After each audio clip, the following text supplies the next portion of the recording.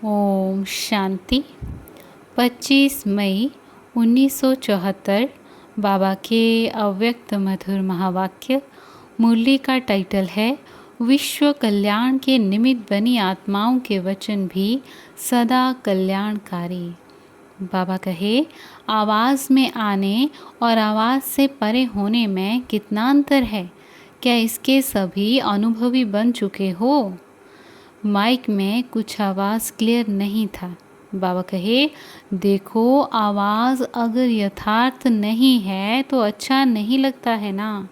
यंत्र में ज़रा भी खिटखिट है तो ऐसी आवाज़ पसंद नहीं करते हो ना। ऐसे ही आपका यह यंत्र मुख भी माइक है। इस मुख द्वारा भी जब कभी यथार्थ व युक्ति युक्त बोल नहीं निकलते हैं तो उसी समय सबको क्या अनुभव होगा, या उस समय आपको मालूम नहीं पड़ता है।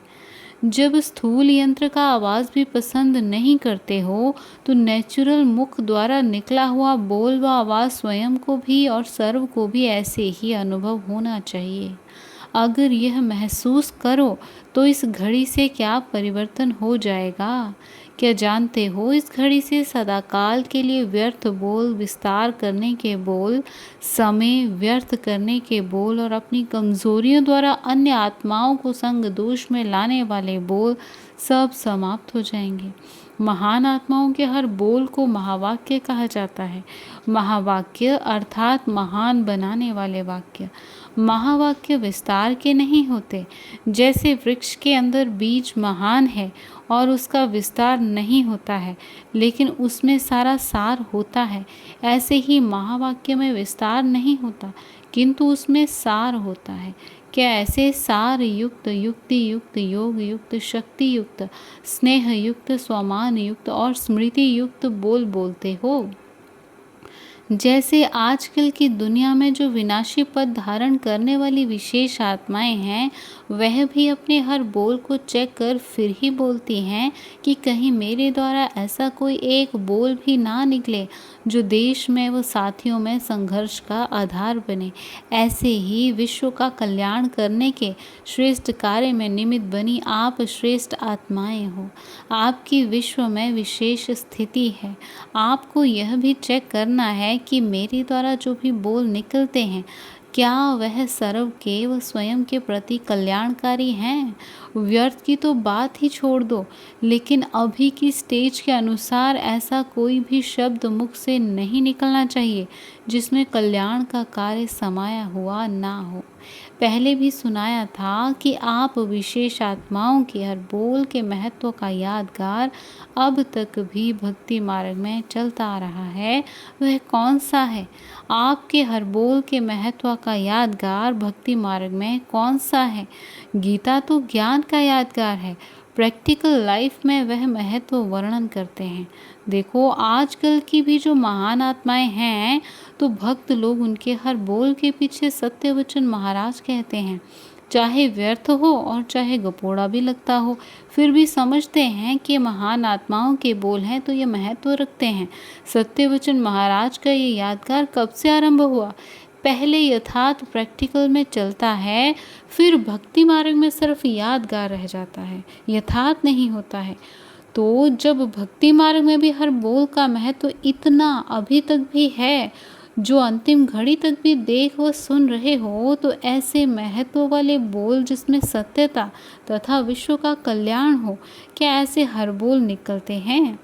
दिन प्रतिदिन नंबरवार पुरुषार्थ अनुसार जो महारथी व महावीर बन रहे हैं, उन्हों के मुख से निकलने वाले हर बोल सत्य हो जाएंगे। अभी नहीं होते हैं क्योंकि अभी तक व्यर्थ और साधारण बोल ज़्यादा निकलते हैं। जैसे कोई लेख या आर्टिकल लिखते हैं अथवा किसी पत्र पत्रिकाओं में प्रकाशित करवाते हैं तो लिखने वाले बाद में फिर से चेक करते हैं कि जो लिखा गया है वह ठीक व प्रभावशाली है, जो लक्ष्य व टॉपिक है क्या उसी के अनुसार है। ऐसे आप भी अमृत वेले से लेकर रात्रि तक प्रैक्टिकल मन वाणी कर्म इन तीनों का एक लेख या लेखा लिखते हो, अर्थात ड्रामा में कर्म द्वारा नूंदते हो। रात को अपनी हर रोज़ की प्रैक्टिकल नींद को लेखनी को चेक करो कि कितनी समर्थ अर्थात प्रभावशाली रही और कितनी व्यर्थ रही। क्या ऐसी चेकिंग करते हो? बाप दादा के पास हर एक बच्चे की हर घड़ी की तीनों रूपों में अर्थात मनसा वाचा कर्मणा से की हुई प्रैक्टिकल नींद इमर्ज होती है, जिससे रिजल्ट क्या दिखाई देती है? अब तक 75% बच्चों की आधी रिजल्ट व्यर्थ बोल व साधारण बोल में दिखाई देती है। इस हिसाब से अगर अभी से ही सत्य वचन महाराज हो जाए तो कई आत्माओं के पुरुषार्थ को हल्का करने के व पुरुषार्थ को साधारण बनाने के निमित्त बन जाओ। इसलिए ड्रामानुसार अभी यह वरदान सबको प्राप्त नहीं है। बहुत थोड़ी आत्माएं हैं, उनको भी बहुत थोड़ा सा अर्थात 25% ऐसा श्रेष्ठ वरदान प्राप्त होना प्रारंभ हुआ है। इसलिए अपनी जिम्मेवारी समझ व महत्व समझ हर बोल पर इतना अटेंशन रखो। आप लोग साधारण रीति से बोलेंगे, लेकिन आप महान आत्माओं के बोल सत्य होने के कारण कई आत्माओं का अकल्याण हो जाता है। इसलिए भक्ति में भी वरदान के साथ साथ श्राप का भी गायन है। श्राप देते नहीं हैं, लेकिन ऐसी व्यर्थ चलन व व्यर्थ बोल अकल्याण के निमित्त ऑटोमेटिकली बन जाती है। अर्थात सुनने वाली व देखने वाली साधारण आत्मा आपके बोल और कर्म द्वारा गिरती कला में अर्थात पुरुषार्थहीन की स्थिति में चली जाती है। इस प्रकार वह आप द्वारा श्रापित हो जाती है। विश्व के कल्याण के निमित्त बनी हुई आत्माएं यदि ना चाहते हुए व ना सोचते हुए साधारण रीति से भी किसी आत्मा को श्रापित करने के कार्य में निमित्त बन जाती हैं, तो उसको क्या कहेंगे? वरदान ही कहेंगे क्या? तो इतना अटेंशन और महीन चेकिंग वर्तमान समय बहुत आवश्यक है, क्योंकि अभी आप लोगों का श्रेष्ठ जीवन विश्व की सेवा के प्रति है। अभी तक स्वयं की सेवा के प्रति व स्वयं के परिवर्तन के प्रति व स्वयं के संस्कार और स्वभाववश अपने आप को ही बनाने और बिगाड़ने के प्रति हो, तो अभी वह समय बीत गया। अब हर श्वास, हर संकल्प, हर सेकंड, हर कर्म, सर्व शक्तियाँ, सर्व ईश्वरीय संस्कार, श्रेष्ठ स्वभाव वो सर्व प्राप्त हुए खजाने विश्व की ही सेवा के प्रति हैं। अगर अभी तक भी स्वयं के ही प्रति लगाते हो तो फिर प्रारब्ध क्या मिलेगी? मास्टर रचयिता बनेंगे या रचना? रचना स्वयं के प्रति ही होती है, परंतु रचयिता रचना के प्रति होता है। जो अभी ही मास्टर रचयिता नहीं बनते तो वह भविष्य में भी विश्व के मालिक नहीं बन सकते। अब संपूर्ण स्थिति की स्टेज व संपूर्ण परिणाम फाइनल रिजल्ट का समय नज़दीक आ रहा है। रिजल्ट आउट बाप दादा मुख द्वारा नहीं करेंगे या कोई कागज़ व बोर्ड पर नंबर नहीं लिखेंगे, लेकिन रिजल्ट आउट कैसे होगी? आप स्वयं ही स्वयं को अपनी योग्यताओं प्रमाण अपने अपने निश्चित नंबर के योग्य समझेंगे और सिद्ध करेंगे। ऑटोमेटिकली उनके मुख से स्वयं के प्रति फाइनल रिजल्ट के नंबर ना सोचते हुए भी उनके मुख से सुनाई देंगे और चलन से दिखाई देंगे। अब तक तो रॉयल पुरुषार्थियों की रॉयल भाषा चलती है, लेकिन थोड़े समय में रॉयल भाषा रियल हो जाएगी।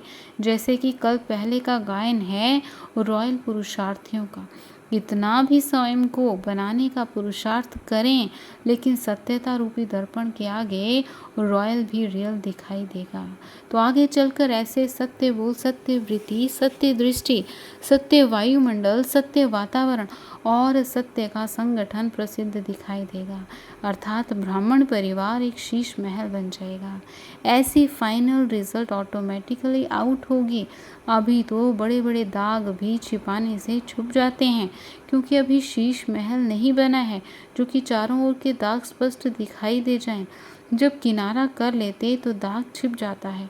अर्थात पाप दर्पण के आगे स्वयं को लाने से किनारा कर छिप जाते हैं। छिपता नहीं है, लेकिन किनारा कर और छिपा हुआ समझ स्वयं को खुश कर लेते हैं।